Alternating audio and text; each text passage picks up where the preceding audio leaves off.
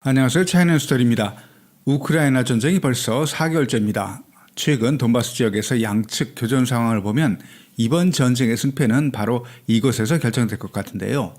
심정적으로는 침략을 당한 입장인 우크라이나를 응원하고 있습니다만 러시아의 공세에 지금까지 잘 버텨왔던 우크라이나의 상황이 그렇게 낙관적으로는 보이진 않습니다.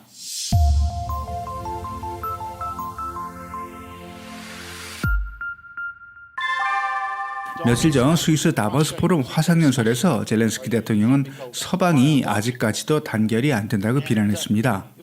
400억 달러를 지원하는 미국에 대해서는 감사를 표하고 중국에 대해서는 중국 정부가 수수방관하고 있는데 중국의 입장은 이해된다라고 한 때 반해 헝가리의 빅토르 오르반 총리에 대해서는 비난을 멈추지 않았습니다. 전쟁 초기 러시아군의 전략적인 실패가 남긴 인상이 강해서인지 무능한 러시아군은 결코 우크라이나군의 방어선을 넘지 못하고 결국 우크라이나 전쟁은 장기전으로 흘러갈 것이라고 우크라이나뿐만 아니라 서방 언론과 정치인들도 그렇게 생각했는데요. 이런 분위기는 흑해함대의 기함 모스크바호가 미사일 2발 맞고 침몰하면서 최고조에 달했던 것 같습니다. 러시아는 우크라이나 전쟁을 총괄할 지휘관으로 알렉산드르 드보르니코프 남부군 사령관을 임명한 후에 우크라이나 동남부 지역에 전력을 집중하고 있습니다. 우크라이나군의 사기가 높고 가지고 있는 전력에 비해 러시아군에 큰 타격을 주고 있는 게 사실이지만 언론들은 그동안 우크라이나군의 능력을 실제보다는 과장되게 보도해 왔습니다. 러시아와 우크라이나군의 전력에 대한 착시 현상이 계속되는 겁니다. 특히 돈바스 지역에 집중하기 위해 히르키우에서 러시아군이 철수한 걸 우크라이나군이 히르키우 지역을 탈환했다고 보도하는 건 전쟁에서 비록 선전과 선동이 중요한 요소라는 걸 감안해도 SNS에 전쟁 상황이 실시간으로 중계되는 요즘에 보면 너무 나간 겁니다. 러시아 공세에 우크라이나군이 선전하고 있는 건 사실이지만 그렇다고 압도적인 전력으로 러시아를 몰아붙이고 있는 건 아닌데 말이죠. 우크라이나 동남부 지역에 화력을 집중한 러시아군은 전쟁 초기와는 정반대되는 전략을 현재 사용하고 있습니다. 러시아군은 압도적인 포병 엄호와 공중 지원 아래 기계화 부대 그리고 보병의 합동 작전으로 조금씩 안전하게 전진하는 전략을 취하고 있는데요. 현재까지 러시아군이 점령한 우크라이나의 영토 면적은 2014년 점령한 면적의 2배가 넘습니다. 여기에 마리우폴에서 끝까지 저행하던 2천여 명의 우크라이나군이 17일 항복하면서 러시아는 돈바스 지역에 집중할 수 있게 됐습니다. 우크라이나 동부 루안스크 전체가 이미 러시아군 영향력에 들어간 것으로 보이고 러시아는 다음 목표인 도네츠크 일대를 장악하기 위해서 현재 우크라이나군과 치열한 교전을 벌이고 있습니다. 작년 말 러시아 언론에서는 돈바스 지역에 10만 이상의 우크라이나 병력이 집결해 있다라고 보도했습니다. 그만큼 돈바스가 이번 전쟁의 승패를 결정지을 만큼 전략적으로 중요한 곳이라는 이야기인데요. 돈바스 지역에 주둔하고 있는 부대가 우크라이나군의 최정예로 알려져 있지만 과연 돈바스 지역으로 화력을 집중하고 있는 러시아군을 막아낼 수 있을지가 이번 전쟁의 변곡점이 될 것 같습니다. 이건 결국 우크라이나군과 국민들의 사기, 효율적인 전략과 전술, 서방의 무기 지원, 그리고 원활한 군수품 보급 이렇게 4가지가 이번 전쟁의 승패를 결정짓는 핵심 요소가 되는 건데요. 확실히 현재까지는 우크라이나군의 사기가 러시아군보다는 높아 보입니다. 하지만 마리우폴이 함락됐다는 뉴스는 우크라이나군과 국민의 사기에 부정적인 영향을 미칠 것으로 보입니다. 그리고 전력 열세인 우크라이나군이 러시아군의 전술 변화에 효과적으로 대응하지 못할 경우 치명적인 패배를 당할 수도 있습니다. 하지만 더 중요한 건 서방의 무기 지원과 안정적인 군수품 공급입니다. 서방 국가들, 특히 미국의 M777과 같은 중화기들이 제때 우크라이나군에 공급되는지가 중요합니다. 현재 M777 12문이 우크라이나군에 인도되었다고 하는데 12문이라면 1개 포병대대 규모로 연대급 지원 하력입니다. 여기에 네덜란드, 이탈리아의 독일까지도 피제 대지 2,000을 제공한다고 하는데요. 현재까지 우크라이나군에 인도되었다는 보도는 없었습니다. 제벌린과 같은 휴대용 대전차 유도 무기로 러시아군과 교전해서 공세적인 작전을 펼친다는 건 불가능한 일이죠.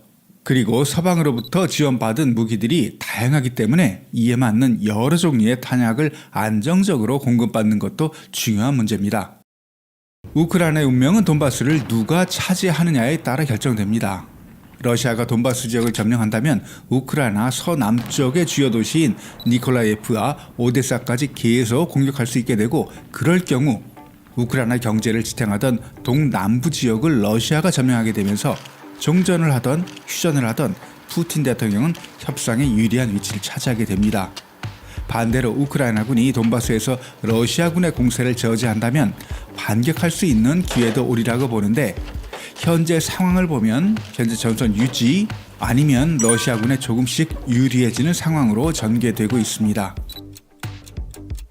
전쟁 초기에는 러시아가 침략할 원인을 제공했다고 젤렌스키 대통령을 비판하는 여론도 있었지만, 미국의 망명 제안을 거절하고 키위에 남겠다고 하자 명분이 우크라이나에 있다고 본 서방 국가들은 군사적, 경제적 지원과 동시에 전방위적인 러시아 제재도 시작했습니다. 서방 국가들이 자국의 경제적 피해를 감안하면서까지 시행한 경제 제재 조치라 얼마 가지 못해 러시아가 손을 들 거라고는 예상도 있었지만, 현재까지도 러시아 경제에 위협이 되지 못하고 있는데요. 젤렌스키 대통령이 다보스 포럼에서 비판했듯이 제재가 효과를 보려면 참여한 국가들 사이에 긴밀한 협조가 필수적인데, 현재 EU 회원국마다 이해관계가 엇갈려서 서로 다른 목소리를 내고 있는 게 문제입니다. 에너지 문제가 대표적인데요. EU는 러시아산 석유와 천연가스 수입 중단 조치로 제재를 가하려고 했습니다. 하지만 러시아산 에너지 의존도가 높았던 독일과 이태리는 지금도 어중간한 태도를 보이고 있습니다. 한편으로는 우크라이나군이 강력하게 요구했던 곡사포와 같은 중형 무기를 제공하기로 했지만, 다른 한편으로는 러시아산 에너지 수입 중단 조치는 올 연말부터 시행할 계획입니다. 서방의 경제 제재 조치로 재정 수입에 타격을 받아야 할 러시아가 이 치솟는 국제 유가와 가스 가격 덕분에 전쟁 전보다 재정 수입이 증가하는 웃지 못할 상황이 벌어지고 있습니다. 반대로 우크라이나는 전쟁 전 대비 50% 이상 GDP 감소가 예상됩니다. 결국 서방 국가들이 전쟁 초기부터 줄기차게 주장하던 러시아산 에너지 의존에서 벗어나겠다고 한 계획은 올 연말에나 실현 가능한 이야기가 되는데요. 앞으로 상당히 긴 시간 동안 러시아가 경제적인 어려움을 겪지 않는다는 이야기입니다. 서방 국가들은 우크라이나를 끝까지 지원하겠다고 했습니다만, 나라마다 말과 행동이 다르고 어떤 부분에서는 애매한 태도를 취하기도 합니다. EU의 리더라고 할 수 있는 독일이 대표적인데요. 독일 슐츠 총리는 러시아 침공이 시작된 지 한 달 후쯤 우크라이나에 중화기를 제공하기로 결정했지만, 독일 내 해당 기관의 움직임을 볼 때 7월까지 지원하기로 한 무기들을 우크라이나에 넘겨줄 수 있을지 의문이라고 독일 언론들을 보고 있습니다. 급박하게 돌아가는 현 우크라이나의 상황을 고려할 때 7월에 어떤 상황으로 전쟁이 전개될지는 누구도 모르는 일입니다. 현재까지 우크라이나에 주요 무기를 제공한 국가들은 미국과 영국이었습니다. 민주공화 양당 모두 우크라이나를 도와야 한다는 부분에서 의견 차이 없이 지원이 순조롭게 이루어지고 있지만, 현재 심각한 인플레이션으로 중간 선거에서 고전이 예상되는 바이든 행정부가 우크라이나 지원을 계획대로 진행할지는 두고 봐야 할 문제입니다. 최근 들어서는 러시아가 점령 지역을 인정하고 평화 협상을 벌이자는 의견들, 현 전선에서 전쟁을 끝내자는 마치 우리 6.25 한국전쟁의 휴전협정과 같은 주장들이 서서히 나오기 시작합니다. 우크라이나가 돈바스 지역에서 러시아의 공세를 막아내고 어느 정도 반격을 가할 수 있는 환경을 만들어낸다면 서방의 지원이 유지될 수도 있지만, 반대로 돈바스 지역을 내주고 오데사 등 서남부 지역마저 러시아의